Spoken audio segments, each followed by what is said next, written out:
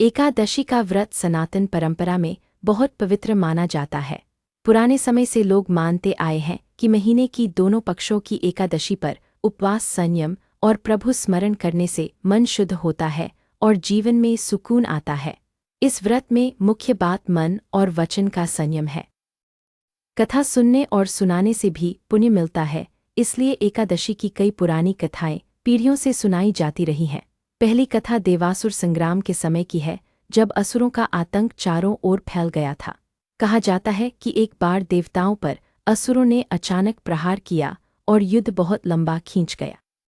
देवताओं ने भगवान विष्णु से रक्षा की प्रार्थना की, तब भगवान विष्णु बद्रिकाश्रम के समीप एक गुफा में विश्राम करने लगे और उनके शयन के दौरान एक भयानक असुर वहां पहुंचा। उस असुर का नाम मूर था, जो अपनी ताकत और छल से देवों को दबोच रहा था। जैसे ही मूर भगवान की ओर बढ़ा, वैसे ही भगवान के दिव्य तेज से एक उज्ज्वल शक्ति प्रकट हुई। वह शक्ति एक वीरांगना के रूप में प्रकट हुई और उसने युद्ध में मूर को परास्त कर दिया। भगवान विष्णु ने प्रसन्न होकर उस दिव्य शक्ति को एकादशी नाम दिया और कहा कि जो भी इस दिन संयम और उपवास रखेगा, वह पापों से मुक्त होगा और उसे साहस और शांति मिलेगी। उस समय से यह माना जाने लगा कि एकादशी मन की दुर्बलता पर विजय का दिन है और यह व्रत भीतर के शत्रुओं को शांत करता है। दूसरी कथा प्राचीन इक्ष्वाकु वंश के राजा मंदाता की है, जिनका राज्य न्याय और समृद्धि के लिए प्रसिद्ध था। कहा जाता है कि उनके राज्य में अचानक वर्षा बंद हो गई, खेत सूखने लगे, नदियों का जल कम होने लगा और जनता चिंता में पड़ गई। राजा ने अनेक यज्ञ किए, दान किए और ऋषियों से उपाय पूछा, पर संकट टला नहीं।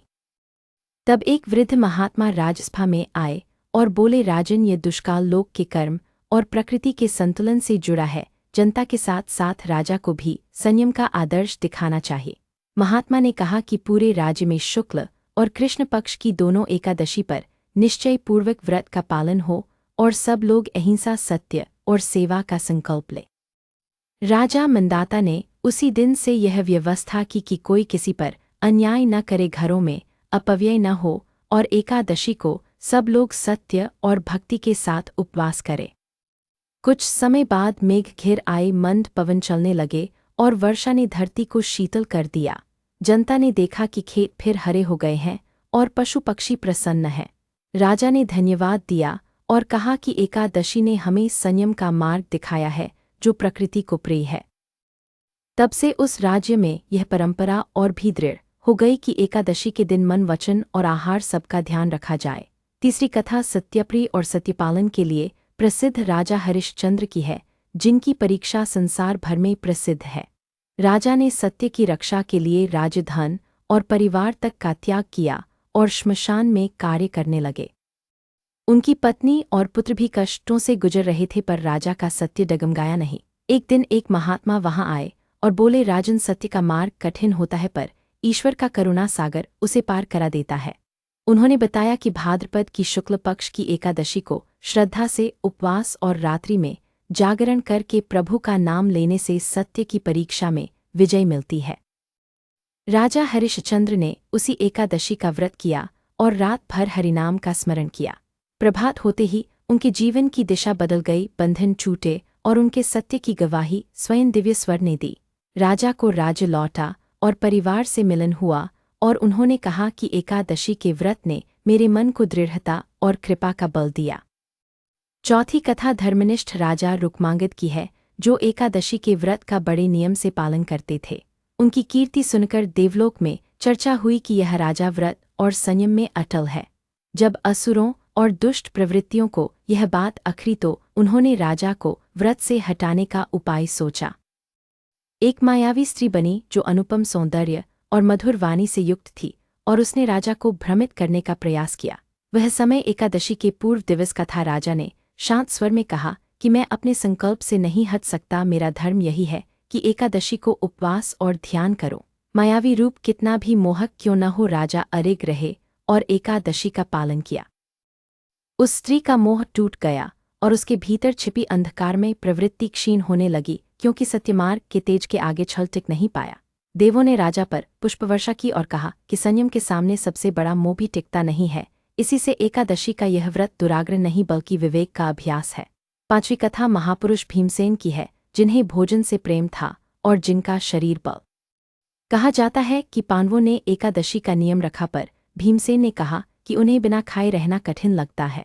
उन्होंने ऋषि व्यास से प्रार्थना की कि कोई ऐसा उपाय बताए जिससे वे भी व्रत का फल पा सके और धर्म से विचलित न हो। व्यास ने कहा कि वर्ष भर सभी एकादशी का व्रत करना श्रेष्ठ है, पर यदि तुमसे यह न हो सके तो एक बार कठोर संकल्प के साथ निर्जला।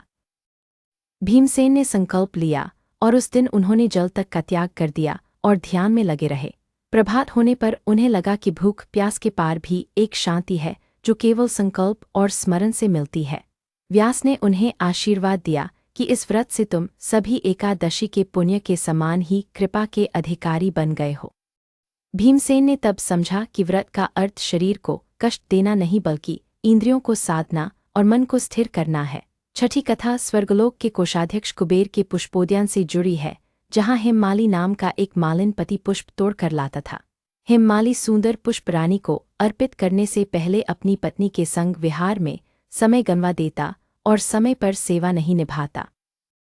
कुबेर को जब यह बात पता चली तो उन्होंने क्रोध में उसे श्राप दिया कि वह रोगी होकर पृथ्वी पर दुख भोगे। श्रापित होकर हेममाली वन में भटकता रहा, भूख प्यास और पीड़ा से व्याकुल होकर एक दिन वह एक तपस्वी आश्रम में पहुंचा।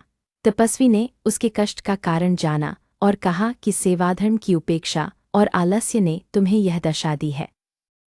उन्होंने बताया कि एकादशी के दिन उपवास करो, पर साथ ही मन को सच्चे पश्चाताप और सेवा के भाव से भर दो। हेममाली ने व्रत किया, रात भर प्रभु का स्मरण किया और अगले दिन दीनों की सेवा का संकल्प लिया।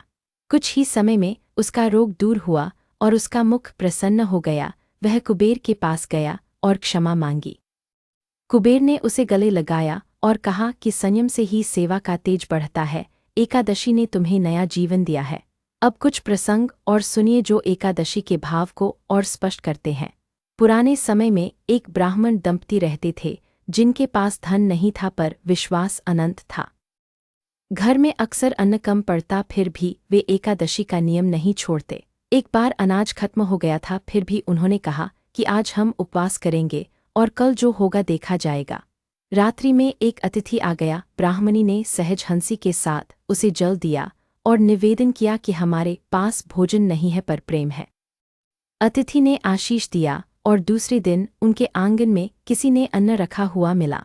वे समझ गए कि जब मन में श्रद्धा होती है तो मार्ग बनते हैं और एकादशी उस श्रद्धा को जगाती है। एक और कथा एक व्यापारी की है जो लोभ में फंसा रहता था और अक्सर तौल में कमी करता था। उसे लगा कि धन बढ़ रहा है पर भीतर का भार और चिंता भी बढ़ती जा रही है। एक दिन उसकी मुलाकात एक साधु से हुई जिन्होंने कहा कि लोभ की जड़ है असंतोष और उसका इलाज है संयम। साधु ने उसे एकादशी का व्रत करने और उस दिन किसी को धोखा न देने का व्रत लेने को कहा। व्यापारी ने पालन किया और उस दिन उसने सबके साथ न्याय किया और रात्रि में उसने मन की शांति को पहली बार स्पष्ट महसूस किया। धीरे धीरे उसका व्यापार ईमानदारी से बढ़ा और उसका नाम सत व्यापार के लिए प्रसिद्ध हुआ। वह कहता था कि एकादशी ने मेरे तराजू को सीधा कर दिया, अब हर दिन का सौदा भी मन के संतुलन से होता है। एक छोटे ग्राम की कथा भी पुरानी पुस्तकों में मिलती है, जहाँ चंद्रावली नाम की एक विधवा रहती थी। वह अपने दुख में डूबी रही पर किसी से शिकायत न करती थी। एक वृद्धा ने उसे एकादशी का व्रत बतलाया और कहा कि इस दिन का संयम मन के घावों को भर देता है। चंद्रावली ने नियम पकड़ा और हर एकादशी को आंगन में दीप रखकर प्रभु का नाम लेती। धीरे धीरे उसने सिलाई सीख ली, लोगों के कपड़े सुधारने लगी और उसका मन भी सुधरने लगा। वह कहती कि उपवास ने मुझे भूखा नहीं रखा बल्कि आत्मविश्वास ने मुझे खड़ा कर दिया। एकादशी का सार केवल न खाना नहीं बल्कि बुरी आदतों को छोड़ना और अच्छी आदतें अपनाना है। पुराने ऋषि कहते थे कि इस दिन मन को भोजन से अधिक आवश्यक है स्मरण और सेवा। इसलिए कई स्थानों पर लोग इस दिन किसी भूखे को अन्न देते हैं, किसी रोगी की सेवा करते हैं और क्रोध से दूर रहते हैं। कहते हैं कि जो एकादशी के दिन जल का अपव्यय नहीं करते, अनावश्यक बातें नहीं करते और प्रार्थना करते हैं, उन्हें भीतर का प्रकाश मिलता है। एक पौराणिक प्रसंग में बताया गया है कि एकादशी को रात में दीप के पास बैठकर कथा सुनना भी उतना ही फलदायक है जितना उपवास रखना। कथा सुनने से भाव जगता है और भाव से कर्म का रूप बदलता है। यदि किसी कारण से पूरा उपवास न हो सके तो भी क्रोध, हिंसा और छल से उपवास करना चाहिए, क्योंकि वही असली विष है जो धीरे धीरे जीवन को कड़वा कर देता है। बहुत से घरों में आज भी बच्चे अपने बुजुर्गों से एकादशी की कथा सुनते हैं और उन्हें शुभ संस्कार मिलते हैं। कथा से यह समझ आता है कि आहार का संयम तो बाहरी अभ्यास है, पर अंतर का संयम सबसे जरूरी अभ्यास है। देवों और ऋषियों ने एक स्वर में कहा है कि एकादशी का व्रत व्यक्ति को आलस्य और तमस से निकालकर प्रकाश और सतोगुण की ओर ले जाता है। किसान हो या राजा, व्यापारी हो या गृहिणी, इस दिन का नियम सबको समान रूप से लाभ देता है, क्योंकि यह मन की जमीन को उपजाऊ बनाता है। जब मन हल्का होता है तो विचार साफ होते हैं, और जब विचार साफ होते हैं तो कर्म सहज रूप से सही होने। एकादशी इसी सहजता का साधन है जिसने अनगिनत लोगों को टूटने से बचाया और संबल दिया। पुरानी कथाओं में एक बात समान मिलती है कि व्रत का फल तभी है जब अहंकार कम हो, करुणा बढ़े और सत्य की ओर झुकाव पैदा हो। यही कारण है कि हर कथा के अंत में पात्र नया जीवन पाते हैं, क्योंकि उन्होंने केवल नियम नहीं निभाया बल्कि मन को भी साधा। इस तरह एकादशी की ये कथाएं हमें बताती हैं कि संयम ही शक्ति है और भक्ति ही आश्रय है। जो इन कथाओं को सुनता और समझता है, उसके भीतर भी धीरे धीरे वही बल जम लेने लगता है जो देवविजय का कारण हुआ था। आप जब भी एकादशी का व्रत रखें तो इन पुरानी कथाओं को याद करें और मन ही मन यही भाव रखें कि आज मैं क्रोध को शांत करूंगा और किसी के लिए भलाई करूंगा। यही भाव व्रत को सिद्ध करता है और जीवन को अर्थ देता है। कथा का सार यही है कि जब मन संकल्प करता है तो असंभव भी संभव हो जाता है, और जब हम अपने भीतर की अच्छाई को जगाते हैं तो बाहर की कठिनाइयां भी नरम पड़ जाती हैं। एकादशी की व्रत कथा इसलिए केवल कहानी नहीं है, बल्कि जीने का एक सरल और सुंदर तरीका भी है। ईश्वर सबके जीवन में यह संयम, यह करुणा और यह स्थिरता बनाए रखे, यही मंगल कामना है। आप और आपके घर में शांति बनी रहे और एकादशी का प्रकाश हर पखवाड़े आपके मन को उज्ज्वल करता रहे। यही इस व्रत कथा का विनम्र समापन है।